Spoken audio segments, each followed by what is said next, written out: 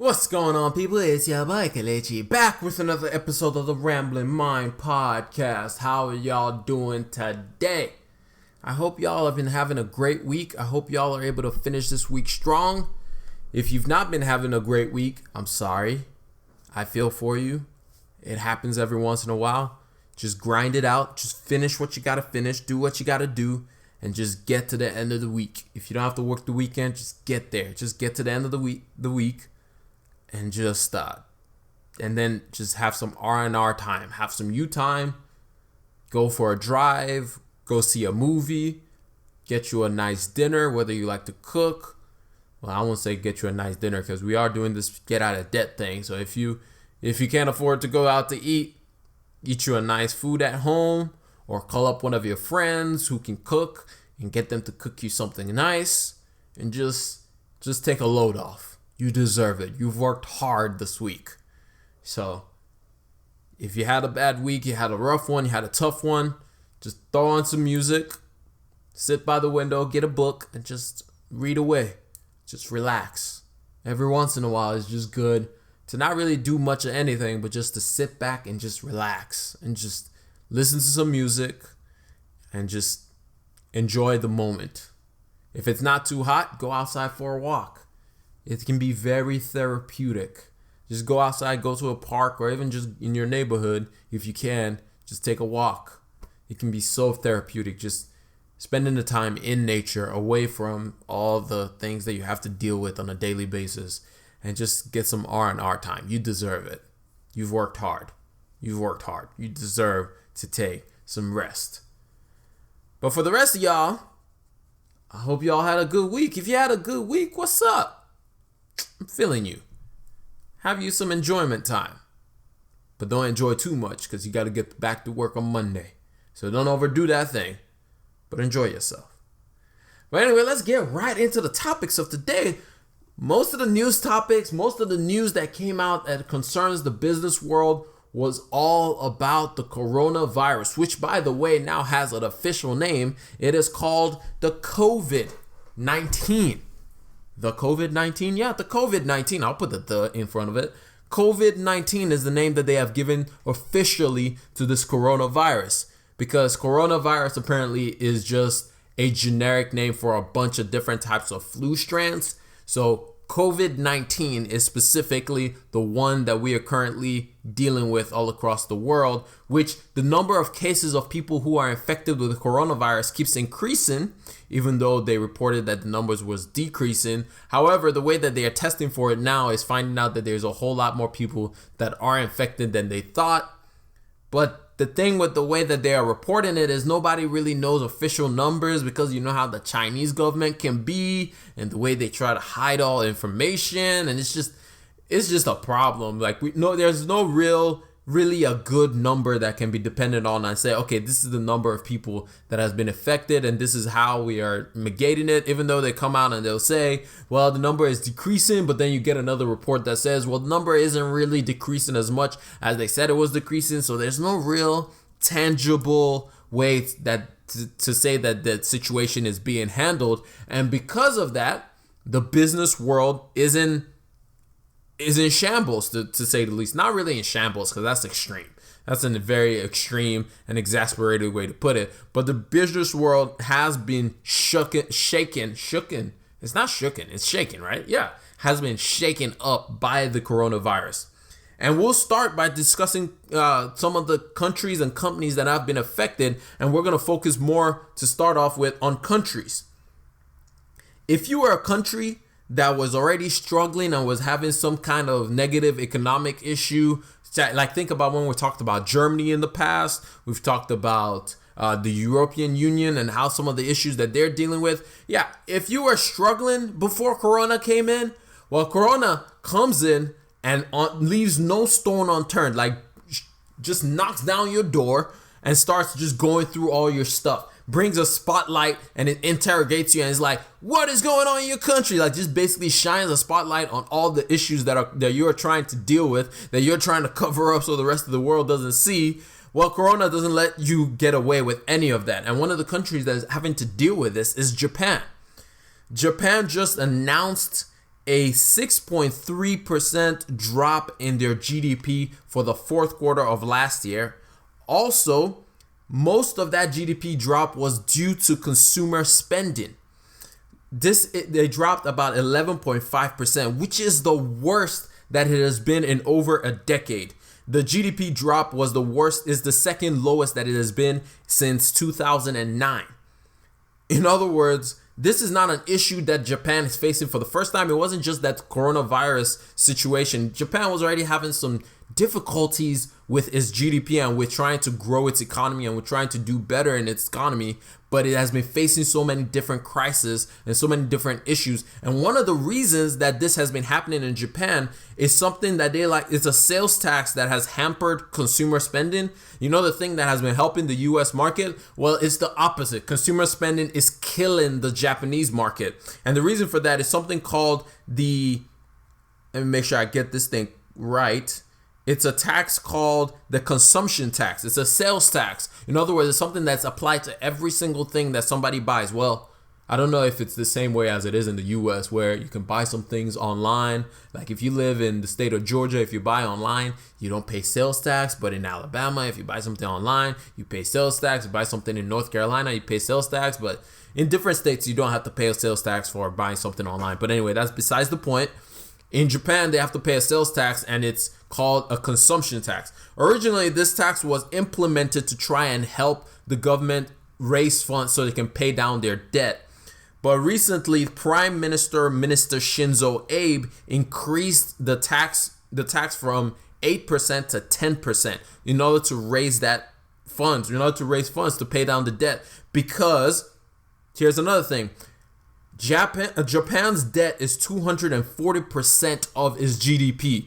So basically, if its GDP is $100, 240% of $100 is $2,400. So it means that their debt is unbelievable. It's too high. They don't have the money or the capacity to be able to pay it down. Also, Japan is one of the countries that has some of the best social programs available to people. It has a lot of different things for healthcare. It has a lot of different things to help people going through different difficulties in life and all that good stuff. You know, the things that Donald Trump are trying to like cut prices on Medicare, Medicaid, healthcare, and all that things that he's trying to cut social spending. Well, in Japan, they have a really good one. However, it costs the government a lot of money. And in order to raise funds to fulfill and do those things, they had to implement this tax. And recently, Prime Minister Shinzo Abe had to raise the percentage on that tax in order to raise some more money.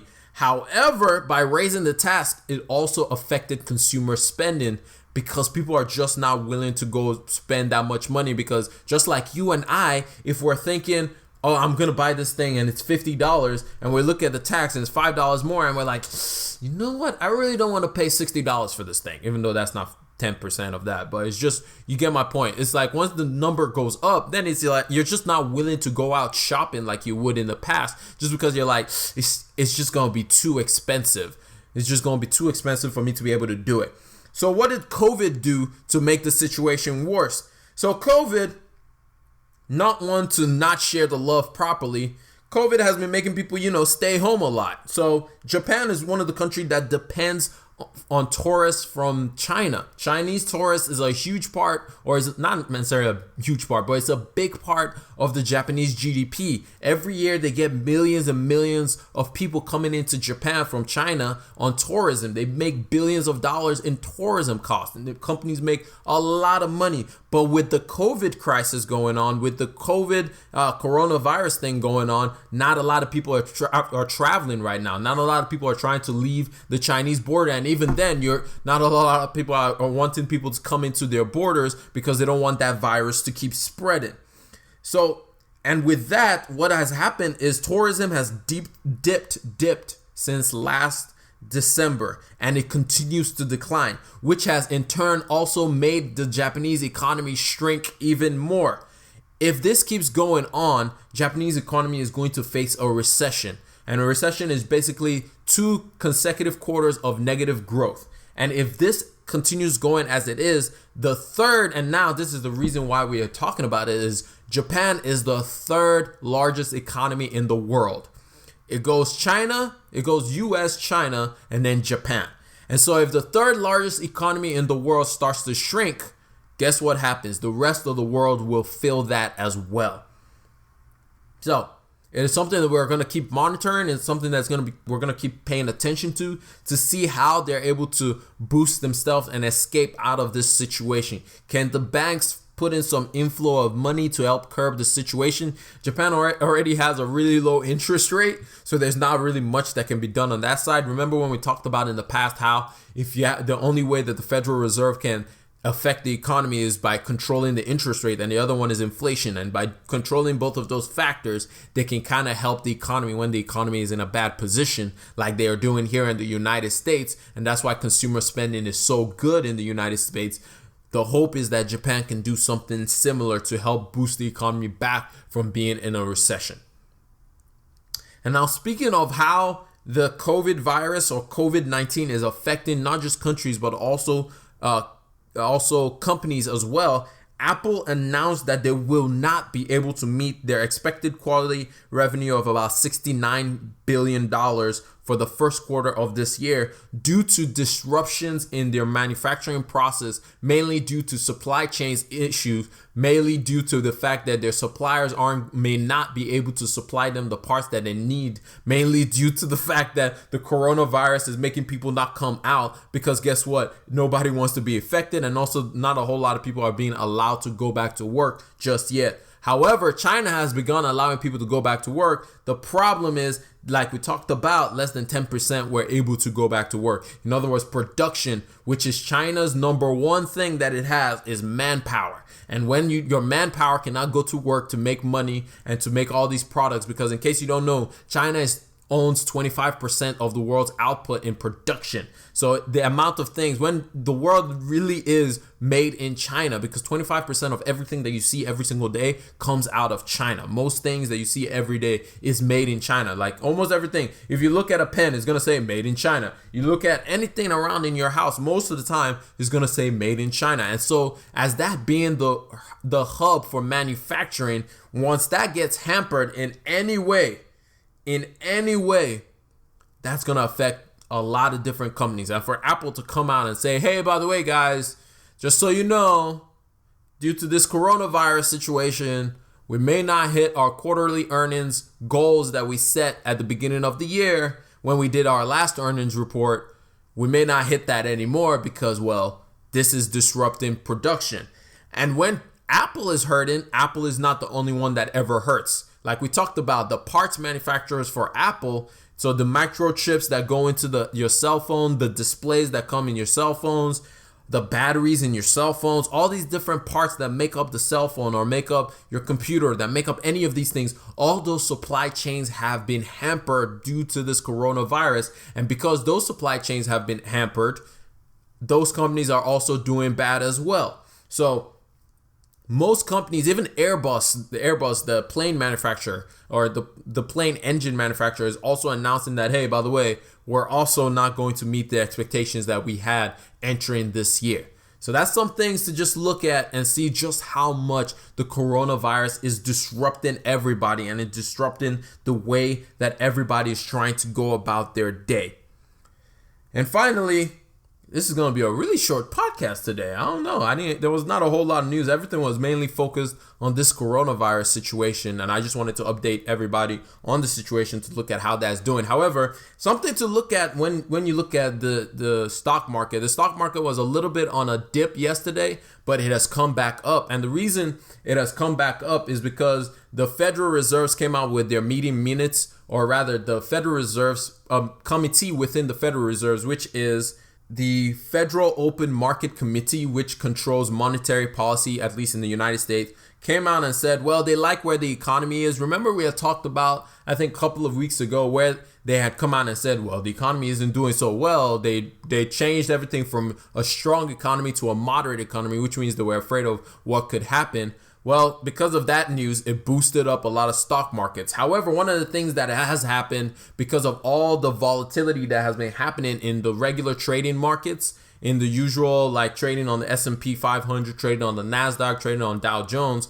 investors have started moving away from those volatile stocks and starting to invest in more safe havens. So safe haven stocks are stocks that they expect that investors expect not to go too far up or go too far down. They kind of just stay the same for the most part, but they are safe. They're going to give you some kind of regular percentage back, and you're going to get your interest rate back, or you're going to get some kind of return back when you invest in these stocks. And usually those stocks are utility stocks and gold, like things like gold. Those are your stable stocks. Like they usually stay just about the same. And to show you just how much investors are putting money behind gold and utility stocks just hit a all-time high. Like in the history of utilities, hit an all-time high in the price that they've been trading at. And also gold just hit $1,600. It hasn't been $1,600 for an ounce of gold since 2013, to tell you just how much traders and investors are afraid to trade in the regular markets so that they can go somewhere else, and they're looking for safe havens to put their money behind. That's why they start buying back, like we've talked about in the past. They're buying a lot of bonds because bonds is a safe stock to invest in. Moving on from there, our final news of the day is Trump doing Trump things.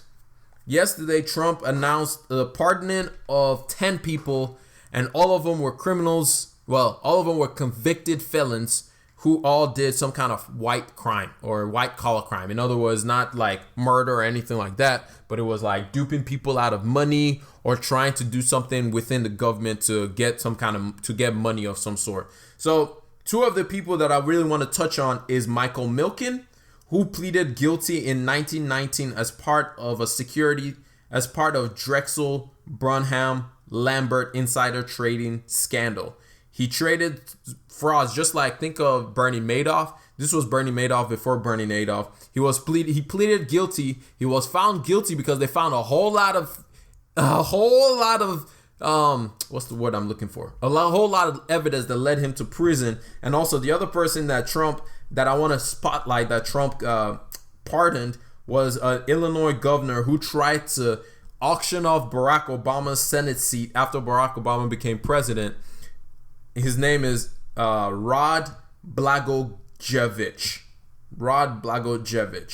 But I can't say his name very well. But either way, it's just like Trump keeps doing Trump things, doing things that to me makes no sense. It's like there are a bunch of people that you should be pardoning. You haven't done that, but you're pardoning these white collar criminals who, let's be honest, like they actually cost a whole lot of people a whole lot of money. A whole lot of people are suffering because of the things that they did. And because of the things that they should have been doing, instead they were trying to make some more money and putting money in their pockets, as my best friend says, trying to amass wealth for themselves and making other people suffer on their behalfs. And this is the people that Trump is releasing from prison. But hey, what do I know? It's just Trump continues to do Trump things. But anyway, that's all I have for y'all. Excuse that noise. That's all I have for y'all today. Today was a really short one, though. Like I said, not a whole lot happening in the trading and markets right now. Everything was focused on the coronavirus, and I just wanted to update y'all. I hope y'all have a good one. It's been your boy Kelechi, and I'll talk to y'all later. God bless y'all. Peace.